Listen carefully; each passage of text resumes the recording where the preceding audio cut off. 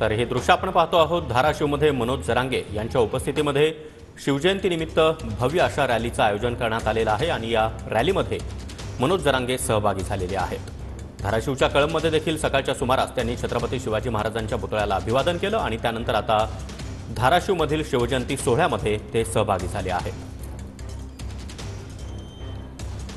आणि या संदर्भात अधिक माहिती देण्यासाठी आमचे प्रतिनिधी श्रीराम क्षीरसागर आपल्या सोबत आहेत। श्रीराम, आपण पाहतोय की मनोज जरांगे यांच्या उपस्थितीमध्ये ही भव्य रॅली आता सुरू झालेली आहे।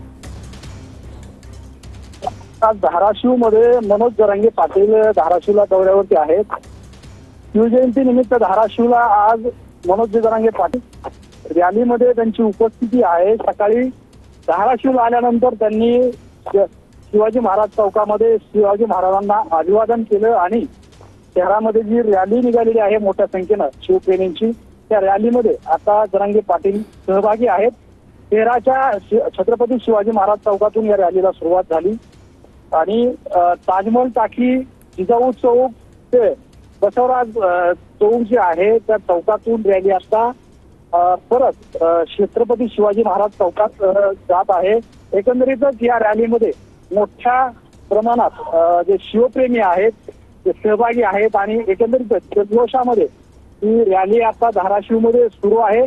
सकाळी मनोज जरांगे पाटील कळंबमध्ये आले, कळंबमध्ये त्यांनी मुख्य ध्वजारोहण केलं शिवजयंती निमित्त आणि परत जरांगे पाटील जे आहेत ते आता धाराशिवमध्ये रॅलीमध्ये सहभागी झालेले आहेत आणि मोठ्या प्रमाणात शिवप्रेमीची गर्दी आपल्याला या रॅलीमध्ये पाहायला मिळते। नक्कीच श्रीराम, तर ही दृश्य देखील आपण पाहतो आहोत। मनोज जरांगे यांच्या उपस्थितीमध्ये धाराशिवमध्ये ही भव्य दिव्य अशी शिवजयंती रॅली सुरू आहे। धन्यवाद या सविस्तर माहितीसाठी।